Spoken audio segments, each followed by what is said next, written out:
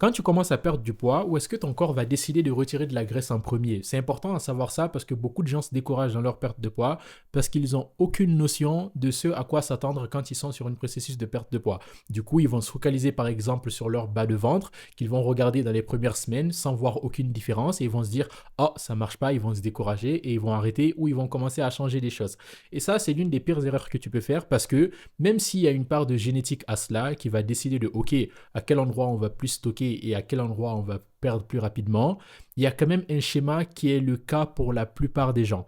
Et ce schéma-là, je vais essayer de t'expliquer aujourd'hui. Comme ça, tu sauras à quoi t'attendre à quel moment de ta perte de poids pour éviter les frustrations inutiles. La première étape va être de perdre de la graisse viscérale. La graisse viscérale, c'est la graisse qu'on va stocker au niveau des organes. Et ça, c'est les graisses qui sont les plus dangereux.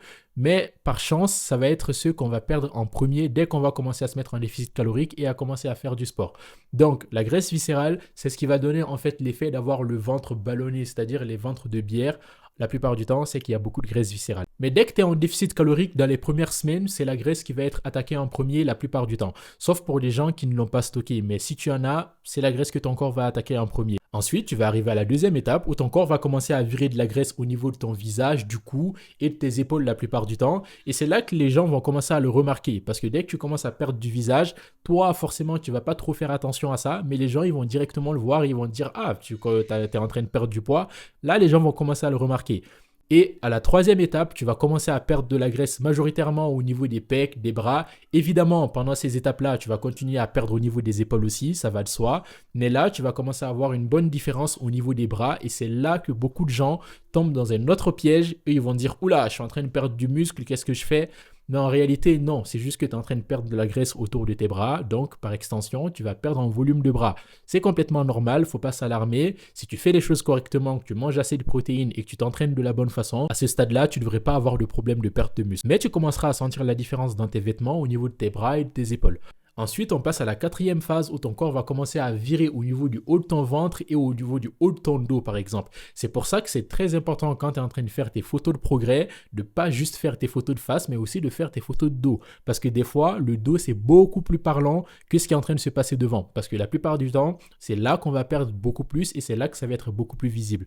Donc, déjà, si tu fais pas de photos de progrès, tu te tires une balle dans les pieds à ce niveau-là, mais quand tu fais des photos de progrès, fais des photos de dos aussi, et aussi les mesures de tour de taille. C'est la meilleure chose que tu peux faire. Donc à cette quatrième étape-là, tu vas voir cette différence-là au niveau du dos, comme je le dis, et au niveau des deux premiers abdos, des fois 4 pour certaines personnes. Et c'est qu'à la cinquième phase où ton corps va commencer à virer dans tout ce qui est zone de bas de ventre, parce que c'est évidemment là que tu vas stocker en premier, c'est-à-dire bas de ventre et fessiers. Pourquoi? Parce que tout simplement, c'est question d'équilibre. Imagine si tu stockais toute ta graisse au niveau de ton front ou au niveau de ta cheville. En termes d'équilibre, qu'est-ce que ça donnerait?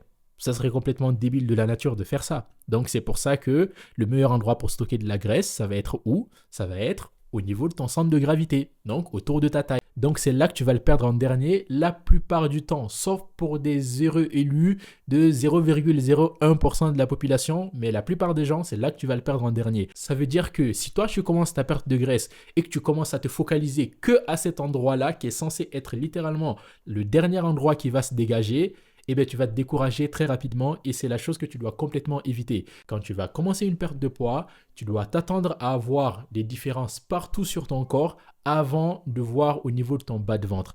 Et une fois que ton corps il a commencé à se dégager et que tu vois les résultats partout, je te promets que si tu maintiens ton déficit calorique et que tu ajustes les choses comme il faut, ton bas de ventre il va finir par partir aussi.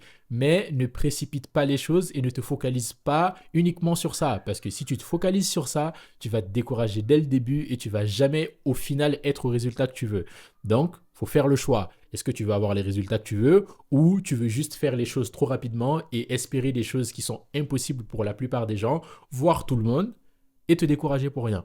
Donc, très important à comprendre ça. J'espère que c'était clair et que ça t'évitera, si tu es dans cette étape-là où tu es en train de perdre du poids mais que tu te dis je vois aucune différence, parce que comme la plupart des gens, tu fais une fixette sur cette zone-là parce que c'est cette zone-là qui t'a donné envie de perdre du poids dans un premier temps. Mais n'oublie pas que si tu es en train de perdre dans les autres zones, tôt ou tard, tu vas finir par arriver au point que tu veux au niveau de ton bas de ventre. J'espère que c'était clair. Si tu es encore là, pense à laisser un like et à t'abonner à ma chaîne. Et si tu veux travailler directement avec moi pour que je t'aide exactement à faire ça le plus rapidement possible, je t'invite à cliquer dans le premier lien juste en dessous. Sinon, on se retrouve pour la prochaine vidéo. Peace.